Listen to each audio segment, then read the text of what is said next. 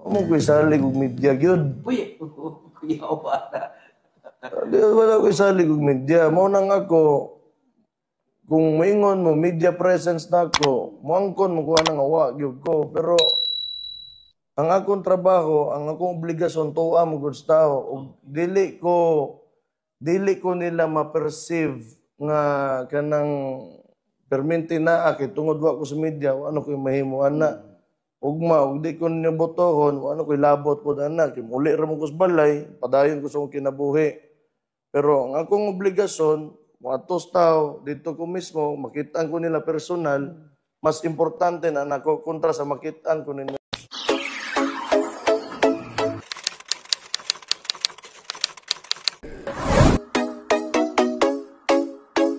Para makibaw ka, sa imo kinanglan buhaton, kinanglan pinakauna sa tanan, gamiton nimo ang structure sa gobyerno. Okay? So ang structure karon naatay mayor, naatay vice mayor, naatay mga departamento under sa LGU, naputay konseho, naatay barangay. Sa barangay, napuna sila kagawad, na sila yung mga purok leader, na sila yung mga tanod. So, kini nga istruktura ni, imuhan isang gamiton karon. So, para mahibaw ka sa unsay kinanglan ninyong buhaton, mangutana ka, pwede ka magsugod sa pinakaubos, pwede po ka magsugod sa pinakataas, pwede ka magsugod sa tunga. Pananglitan, gusto ko mahibaw nga unsa may tan-aw niyo ani nga balaod unsay implication ana niya sa ato ang kinabuhi diri sa tibok dakbayan.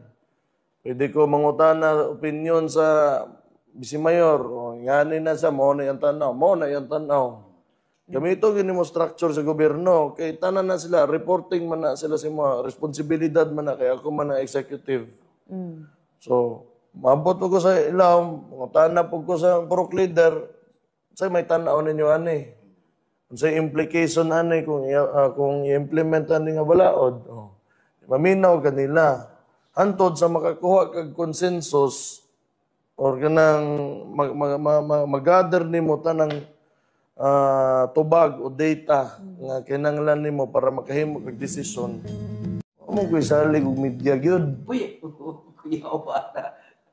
Di wala ko isalig og media. Mao nang ako kung moingon mo media presence nako, moangkon mo kuha nang awa gyud ko, pero ang akong trabaho, ang akong obligasyon tuwa mo gud sa tao ug dili ko nila ma-perceive nga kanang perminti na aki tungod wa ko sa media, ano ko mahimo ana.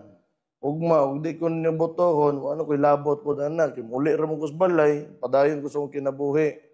Pero ang akong obligasyon, matos tao dito ko mismo, makitaan ko nila personal, mas importante na nako kontra sa makitaan ko ninyo dias media.